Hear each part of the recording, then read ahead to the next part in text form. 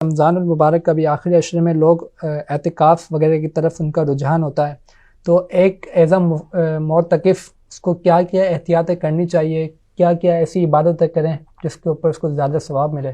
مسجد کے اندر جب ہم آئے ہیں تو مقصد یہ ہے کہ عبادت زیادہ سے زیادہ کریں. فقط 10 دن کے لیے اپنے آپ کو بند کر لینے کا نام اعتکاف نہیں ہے، بلکہ در حقیقت رب تعالیٰ کی بارگاہ میں حاضر ہو کر انسان زیادہ سے زیادہ عبادت کرے، مناجات کرے، استغفار کرے، رب کی بارگاہ میں گڑ گڑا کر جو ہے وہ مغفرت مانگے، جہنم سے آزادی کا پروانہ جو ہے وہ طلب کرے.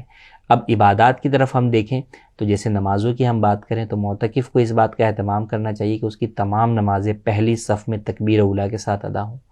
ورنہ ایسا ہوتا ہے کہ مسجد کے اندر آنے کے باوجود بھی کئی لوگ جو ہے وہ وضو کے اندر اس قدر تاخیر کر دیتے ہیں کہ جو گھروں سے آنے والے نمازی ہیں وہ تو پہلی صف کے اندر کھڑے ہیں، معتکف صاحب آخری صف کے اندر جو ہے وہ کھڑے ہیں.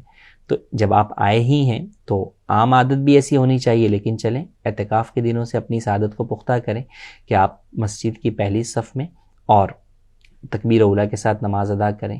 سنت قبلیہ نماز سے پہلے جو ہے وہ پڑھ لیجئے، سنت بعدیہ بھی جو ہے وہ ساری کی ساری پڑھیں. پھر جن افراد کے اوپر قضا نمازیں ہیں تو وہ سنن غیر موقدہ اور نوافل کی جگہ پر، اور اس کے علاوہ بھی رات میں جو بھی عبادات ہیں ان تمام کی جگہ پر اپنی قضاء عمری جو ہے وہ ادا کریں. 3 مکروہ اوقات ہیں: طلوع آفتاب سے لے کے 20 منٹ بعد تک، ضحوہ کبریٰ جسے عوام زوال کا وقت کہتے ہیں، اور غروب آفتاب سے 20 منٹ پہلے سے لے کے غروب آفتاب تک. ان 3 اوقات کے علاوہ آپ کسی بھی وقت قضاء عمری ادا کر سکتے ہیں. تو لہٰذا جس پر بھی قضاء عمری ہے اس کی ساری مصروفیات صرف قضاء عمری ہی ہونی چاہیے کہ وہ ہر وقت اپنی قضاء عمری ہی جو ہے وہ ادا کرے، کیونکہ اب اس کے پاس اور کوئی یہاں پر کام ہی نہیں ہے. پھر اس کے ساتھ جس کے ذمہ قضاء عمری نہیں ہے تو وہ تلاوت قرآن کریم کا اہتمام کریں. اگر اب تک آپ کا قرآن نہیں ختم ہوا تو آپ کوشش کریں کہ اگر آپ کو تجوید کے مطابق قرآن پڑھنا آتا ہے تو آپ اعتکاف کے 10 دنوں کے اندر ایک قرآن کریم جو ہے وہ مکمل ختم کر لیجئے.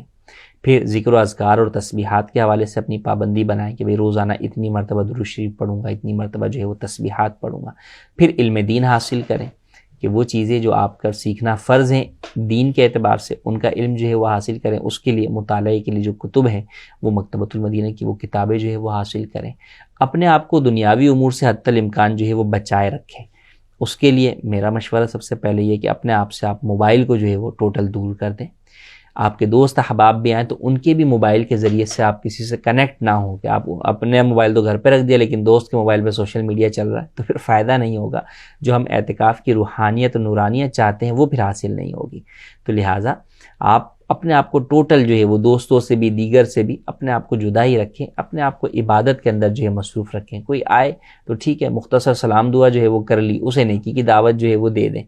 مگر جب اس کو دیکھے گا کہ بھئی آپ مصروف ہیں تلاوت قرآن کریم کر رہے ہیں تو وہ آپ کے ساتھ جو ہے وہ نہیں بیٹھے گا. لیکن عموماً یہ دیکھا جاتا ہے کہ خاص طور پہ جو نوجوان بچے جو ہے وہ بیٹھتے ہیں تو ان کی باقاعدہ گیدرنگ جو ہے وہ لگی ہوئی ہوتی ہیں افطاری کے بعد یا سحری میں یا دن میں ان کے دوست آگے کوئی بیٹھے ہوئے ہوتے ہیں.